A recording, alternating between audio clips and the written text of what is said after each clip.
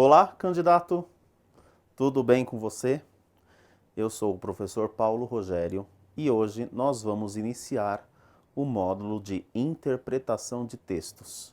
Vamos começar aí pela primeira parte nessa jornada maravilhosa que a Fundação Carlos Chagas traz aí justamente para complicar um pouquinho a sua vida. Complicar por quê? Quando você interpreta um texto, obviamente, você tem que se libertar das suas opiniões e focar principalmente na opinião do autor, ou nas opiniões do autor, ou mais ainda, nas opiniões dos autores, porque às vezes um texto ele é produzido, ele foi escrito justamente por mais de uma pessoa. Tudo bem? Nós temos aqui atrás esta capa que ilustra a interpretação de texto, certo? Ilustra as ideias que a interpretação de texto pode trazer para você, e essas inúmeras letras são as compreensões que você vai ter que extrair da sua prova, ok? Um detalhe muito importante que você não pode se esquecer. Quando você vai interpretar o texto, você tem vários artifícios para você não errar na prova. Um deles, digamos assim, é você ler o texto por inteiro e depois voltar aos poucos no texto.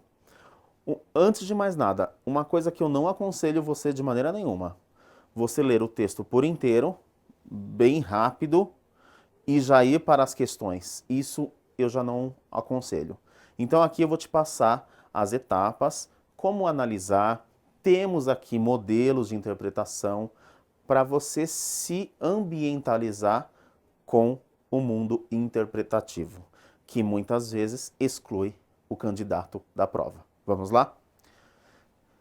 Então, aqui nós temos o seguinte: a diferença básica entre texto, contexto, intertexto, e aí sim nós caímos na interpretação de texto. Então, o que você tem que ter em mente antes de você chegar neste último item aqui, que é o foco de nossa aula? Você tem que entender o seguinte, que texto é um conjunto de ideias organizadas, e estas ideias organizadas, elas têm que fazer uma relação entre si. Tudo bem? Então, assim, quando você organiza as ideias e faz uma relação destas ideias, aí sim você vai começar a tecer. Olha o que eu falei, tecer. Porque a palavra texto, ela vem do verbo tecer. Então, frases que vão sendo construídas e relacionadas, e aí você vai fazer o quê? Você vai produzir uma interação comunicativa. Essa interação comunicativa é justamente o quê? A ideia do texto conversar com você, leitor. Esta é a interação. E esta interação, ela é feita justamente pelas ideias organizadas, pela relação destas ideias e você lendo justamente o texto. Ok? Vamos lá. No momento em que você está fazendo esta interação, você tem que ter a capacidade de codificar e decodificar.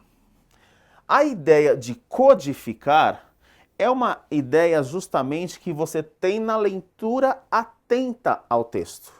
Você vai ler o texto, você vai se atentar às palavras. Este é o momento de codificação. É como se você estivesse lendo um código, daí o nome codificar.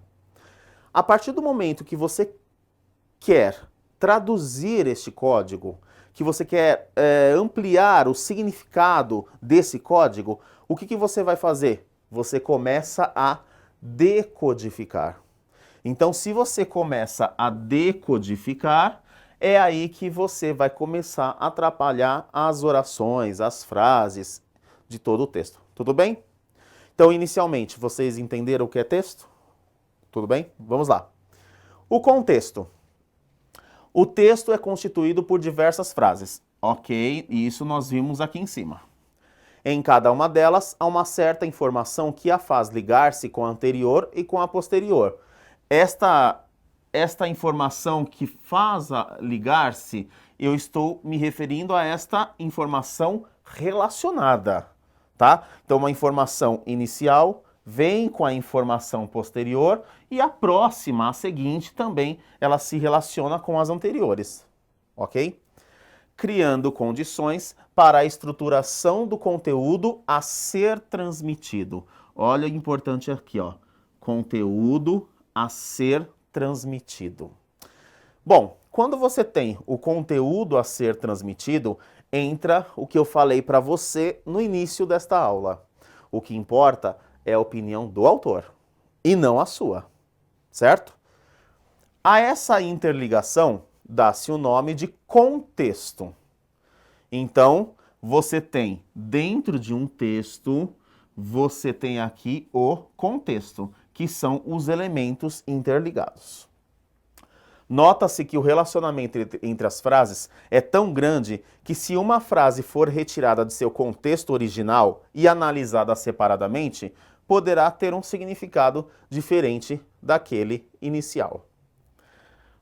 Vou dar um exemplo para você de como que um título de um texto, ele originalmente escrito de uma maneira, mudando um pouquinho, ele cria um outro contexto. Tudo bem? Então você sabe, no contexto lá da região do Egito, existe a esfinge e a famosa frase, decifra-me ou te devoro. Em 2002 foi feito elaborado um texto para a Folha de São Paulo, em virtude da morte dos pais da Suzanne von Richthofen, e que o texto trazia como título, Decifra-me ou te mato. Bom, o que eu quero mostrar para vocês? Eu estou falando só do título, eu não entrei no texto. O título já está trazendo para você um mini texto, porque é o título, e ele já te traz um contexto. Decifra-me ou te mato por quê? É o que se baseou no assassinato da Suzanne von Richthofen. Então, se você não me decifrar, se você não me entender, se você não fizer tudo o que eu quero em relação a ela e os pais, então eu vou matar. Que foi o que aconteceu. Então, vocês entenderam o que é um contexto? No título de um texto, eu posso ter o contexto. Tudo bem? Vamos continuar. Nós temos aqui também o intertexto. Então, os textos, eles podem apresentar referências diretas ou indiretas. Isso que eu acabei de falar para você, do decifra-me ou te devoro da esfinge, e do decifra-me ou te mato, além de ser um contexto, porque estava na condição de um assassinato ocorrido em outubro de 2002, também nós temos um intertexto. Eu estou fazendo uma referência à esfinge, lá na época do Egito. Ok? Vamos lá. E essas referências diretas ou indiretas a outros autores através de citações. Essas citações, elas podem aparecer entre aspas, podem citar os outros autores, enfim, certo? Esse tipo de recurso denomina-se intertexto. Então, olha o que eu mostrei aqui para você. Nós temos o texto, o que é o texto, mostrei para vocês aqui o que é o contexto, e falei agora do intertexto. Você tendo em foco aí o que é o texto, o que é o contexto, o que é o intertexto, o que acontece? Você está pronto para interpretar o texto. Então, na verdade, assim, Paulo, você falou que eu não posso dar a minha opinião. De fato, você não pode. Mas você tem que saber, pelo menos, do assunto. Então você vai ler um assunto sobre a pena de morte, ou o que tem sido muito discutido, reduz ou não reduz a maioridade penal no Brasil? Na verdade, você já tem que ter uma noção do que seja isso. Você não vai ler um texto sobre maioridade penal e você, na sua cabeça, nossa, eu não sei o que é maioridade penal. Não, você tem que saber. A diferença é, embora eu saiba, eu vou separar o que é a minha opinião, o que é o meu achismo com a opinião do autor. ok? Então vamos lá. Quando você vem para a interpretação de texto, propriamente dita, você tem que identificar a sua ideia principal. Olha, a ideia principal, você não corra com o texto. Nem sempre a ideia principal ela já aparece logo de cara no primeiro parágrafo. Uma dica para você, candidato. Nem sempre a ideia principal está no título. Isso é uma jogada de um texto. Então, por exemplo, eu trago para vocês esse mesmo título, Decifra-me ou Te Mato. Sem você ler o texto, você pode me falar do que se trata? Você não pode me falar do que se trata. Você pode até achar que possa ser uma situação de homicídio, uma briga em família, entre vizinhos, mas o título Decifra-me ou Te Mato, ele sozinho, ele não vai te reportar ao caso da Suzane von Richthofen. Entendeu? Então, na verdade, assim, tome cuidado com a identificação da ideia principal. Depois de lido o texto, depois de analisado tudo, obviamente, aí sim você olha para o título e fala assim, agora eu estou entendendo por que foi dado tal título, ok? A partir daí, localizam-se as ideias secundárias ou fundamentações, as argumentações ou explicações que levem ao esclarecimento das questões apresentadas na prova. Então, todo texto ele é composto por ideias secundárias. Ideias secundárias estas que vão trazer muita importância à sua leitura. Então, é como nós dissemos aqui anteriormente. Eu não posso, retirar uma frase do seu contexto original. Porque se eu retirar uma frase do seu contexto original, o que vai acontecer? Perdem-se várias informações, tá? Então, aqui eu dei para vocês um panorama da diferença entre texto, contexto, intertexto e interpretação de texto. Tudo bem? Vamos para a próxima. Bom, você vai começar a interpretar. Então, você se depara com uma questão. O que você vai fazer com esta questão? Então, aqui nós temos o que você pode fazer para você não errar. Então, o candidato, quando ele vai fazer essa prova, aqui eu escrevi, ele é convidado. Na verdade, ele não é convidado, né? Você não é convidado, você é convocado, você quer passar na prova. Você tem que aceitar esse convite obrigatoriamente, tá? Então, você vai trabalhar uma identificação, você vai trabalhar uma comparação, um comentário, um resumo e uma paráfrase. Eu não vou dizer a vocês que sempre, em todos os textos, você vai trabalhar este conteúdo sempre. Os 5 itens. Eu vou ter que identificar, comparar, comentar, resumir, parafrasear em todos os textos que eu tiver que ler? Não, claro que não. Mas aqui você já tem uma noção certinho do que é cada item, tudo bem? Vamos lá, identificar. É você reconhecer os elementos fundamentais de uma argumentação. Meu querido, minha querida, você que me ouve, o que é uma argumentação? Você vai tentar convencer a outra pessoa, o leitor, no caso, a entrar, a concordar com a ideia expressa pelo autor. Então, quando você, em sua vida cotidiana, você tem um problema e você passa a explicar, tentar fazer a outra pessoa entrar no seu entendimento, concordar com você, você nada mais, nada menos está fazendo o quê? Uma argumentação. Ok. Então essa argumentação pode ser de um processo, de uma época, aí tem verbos, advérbios, as quais definem o tempo. Isso agora não é importante para nós, para você entender especificamente, mas assim, você vai trabalhar as informações. Então é necessário o seguinte, você não pode trabalhar um texto que foi escrito em 1500, a carta Pero Vaz de Caminha. Você não pode perder essa referência temporal. Você jamais vai colocar assim, o texto ele foi escrito justamente na década de 30, ou seja, 1930. Não foi. Então, esta referência você não pode perder. Tudo bem? Comparar é descobrir as relações de semelhança e de diferenças entre as situações do texto. Ah, este daqui é importante. Este daqui, você vai o quê? Ver as relações de semelhança e diferenças que, de repente, o autor trouxe uma situação de 2015 e ele compara com uma situação de 2010.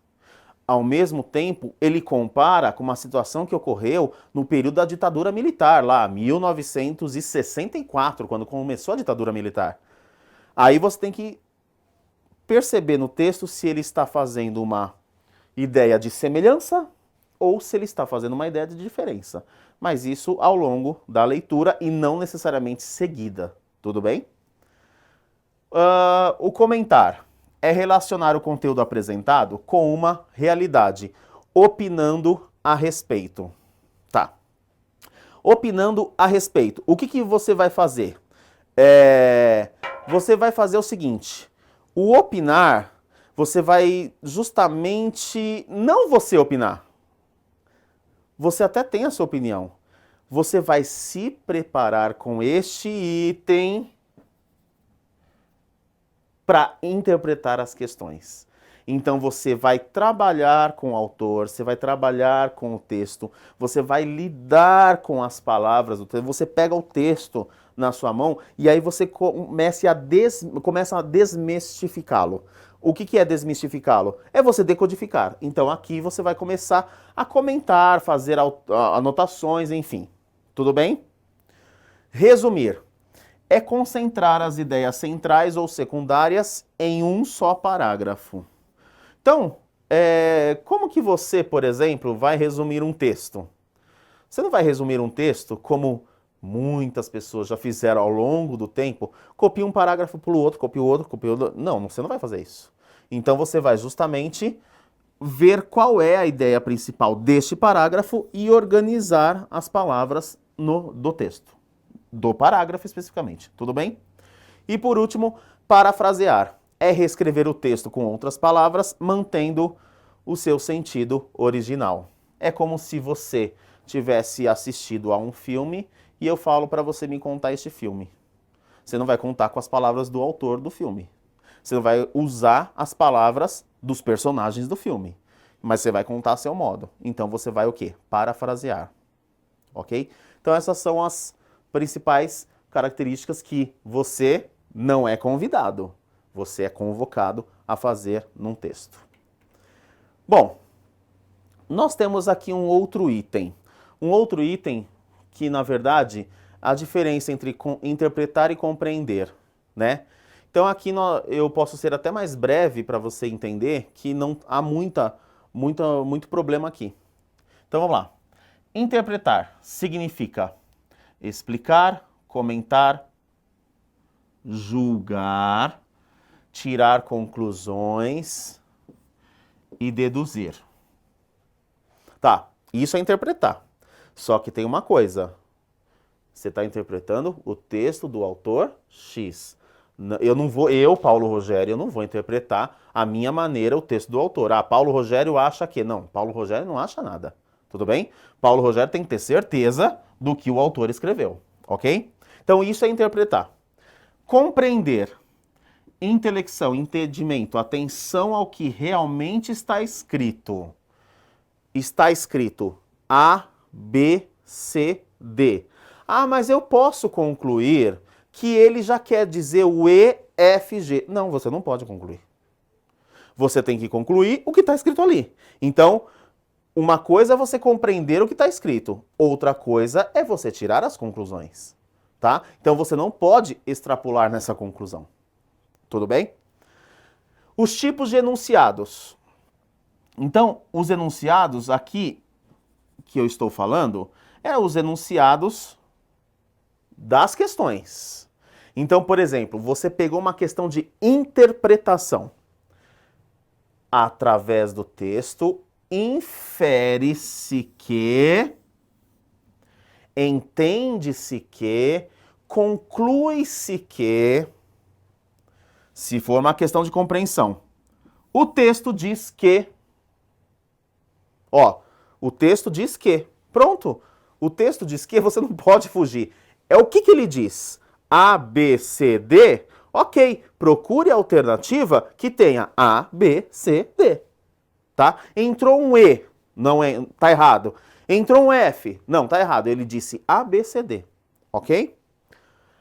É possível deduzir que, no interpretar, deduzir, concluir. Tudo bem. É sugerido pelo autor que seria o quê? A própria compreensão. Então o autor sugere uma ideia. Por meio dessa ideia, na interpretação, você deduz que ele possa fazer algo. Aí tudo bem. Então o que aconteceu? Você entendeu o que o autor sugeriu e agora você deduziu. Perfeito? O autor permite concluir que... Cuidado! O autor permite concluir. Nota que a questão não é o autor te permitiu concluir o que você quiser. Não. Ele permite concluir de acordo com o texto dele. Já na compreensão, de acordo com o texto, é correta ou errada a afirmação. Aí é só você ler e perceber o que o autor traz. Ok? E a última, qual é a intenção do autor ao afirmar que, mais uma vez, você volta na opinião do autor. E aqui deste lado, o narrador afirma categoricamente que o Brasil não deve fabricar a bomba atômica por causa disso, daquilo, tá? Então aqui você tem um panorama entre interpretar e compreender. Bom, nós temos aqui os famosos erros de interpretação, que você, candidato, você não pode cometer. Quais são os erros de interpretação? É a extrapolação, é a redução e é a contradição. Bom, você vai fazer uma prova e nessa extrapolação você viajou. Como a famosa expressão, você viajou na maionese. Quer dizer, o autor te fala uma coisa e você sai do contexto, acrescenta ideias que não estão nele e age pela imaginação. Você realmente viajou. Então, isso pode te provocar um erro, tá? Então, isso se chama extrapolar, ir além do que o texto está dizendo. Aqui é o contrário.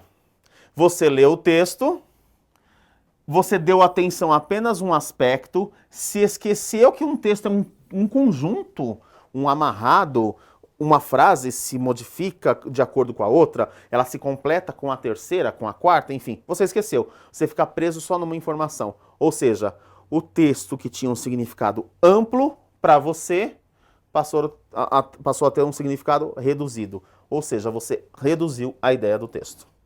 E a última é a contradição.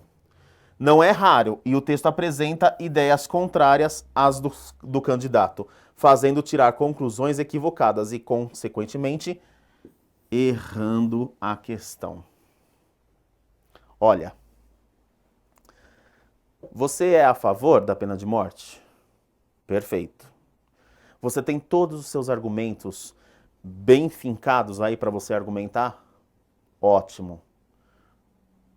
O autor é contra. Então, você não pode deixar os seus argumentos se sobreporem à opinião do autor, tá? Então, neste caso aqui, o que você tem? A essa contradição, você pode levar ao erro. Então, o autor diz e você inverte, você diz meio. Então, isso é uma contradição, não tem nada a ver com o que o autor está dizendo. Então, tomem cuidado com a extrapolação, com a redução e com a contradição. Então, nós temos aqui o texto, certo? Que é um dizer intencionado e codificado, feito de outras vozes, vozes do autor, dos autores, das referências, das citações, enfim. Esse texto, ele tem um meio social, né? O histórico, existe uma história aí, não necessariamente a história que você está acostumado, mas existe um fato histórico, de repente, aquela manifestação que houve em 2013, né? A Jornada Mundial da Juventude que aconteceu com o Papa Francisco em julho de 2013 também. Então, são certas situações que envolvem o período histórico.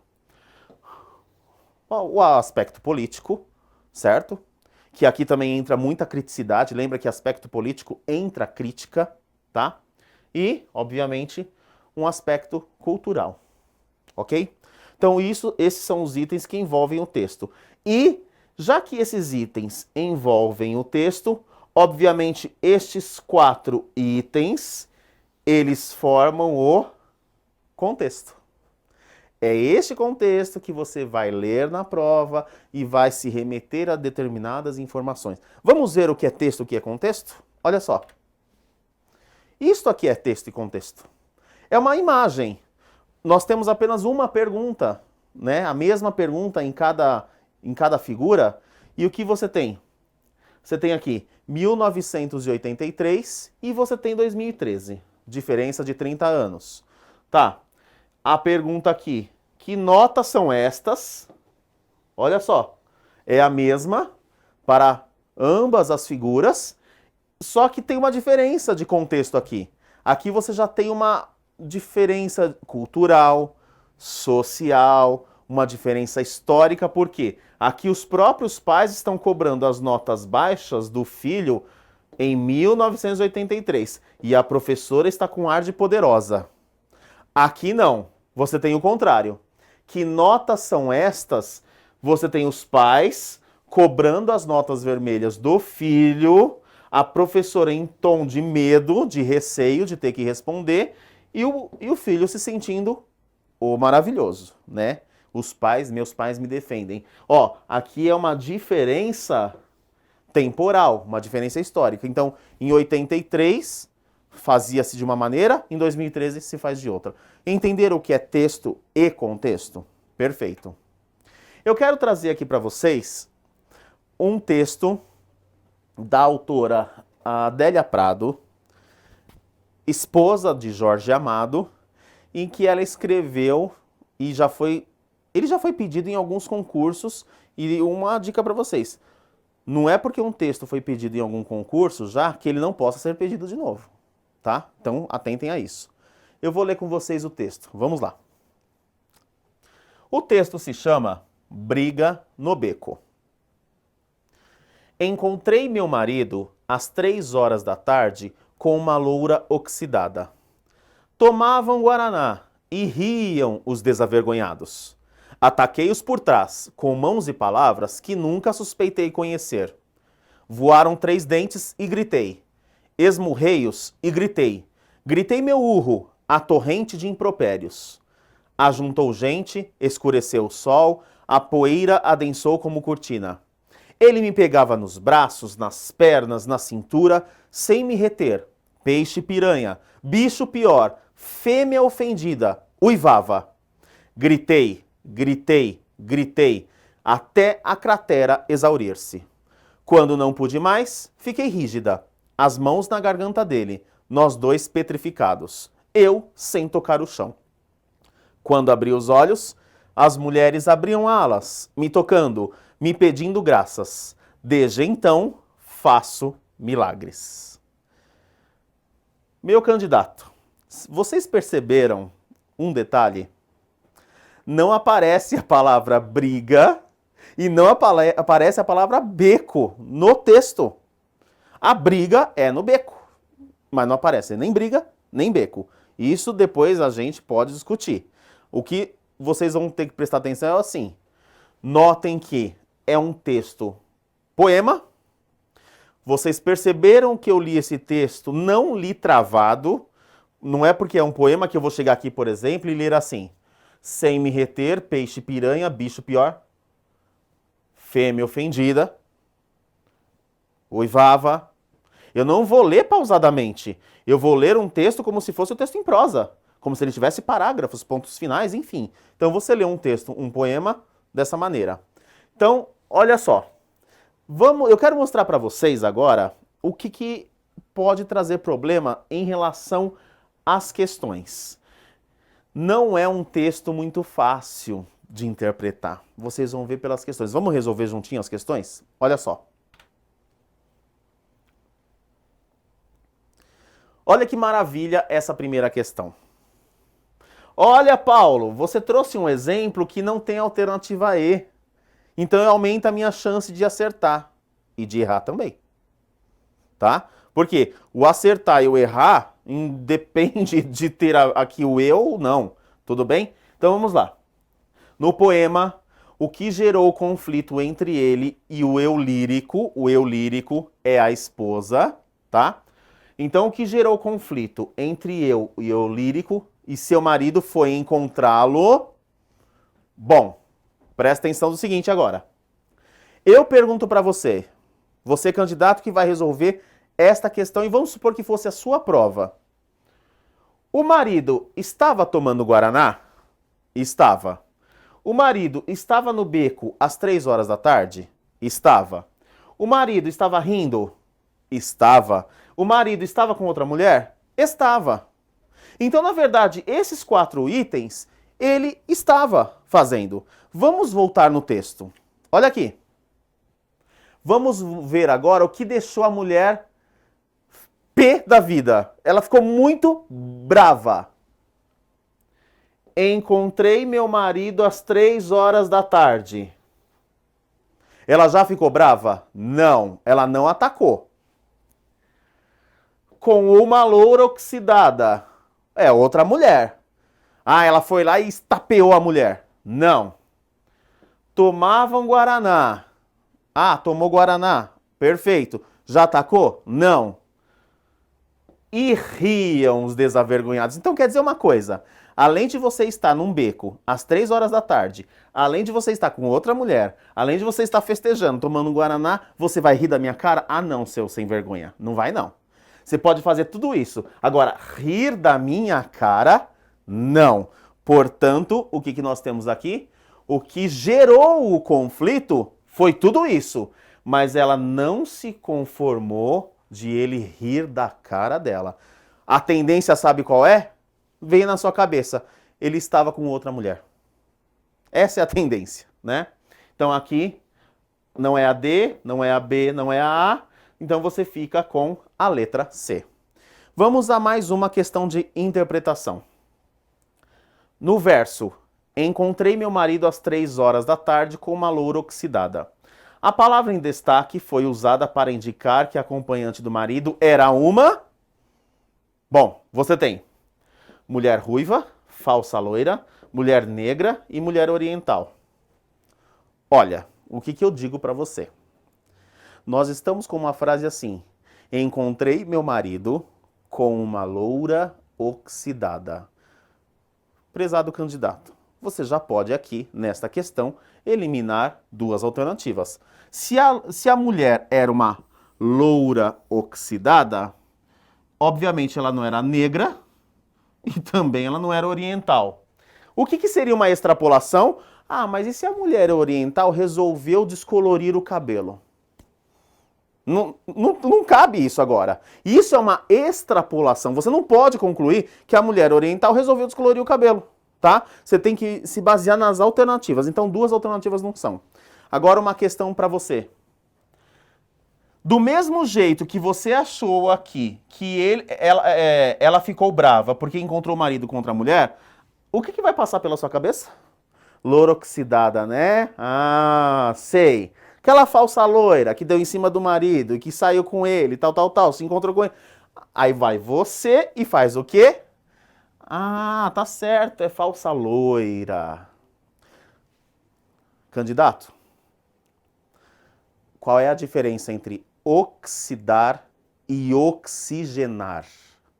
Oxigenar é quando você vai lá no cabeleireiro, tal, e descolore seu cabelo e deixa ele amarelo, loiro, prateado, lá sei eu.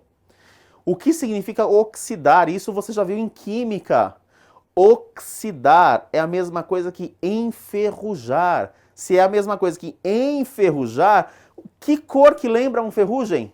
Laranja, avermelhado, tal, tal, tal. Portanto, esta é uma questão muito complicada que leva você ao erro. Então, se a loura era oxidada, a mulher que estava com o marido era uma mulher ruiva. Perfeito?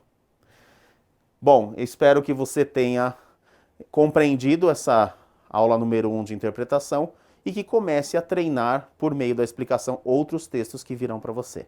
Ok? Até a próxima. Tchau.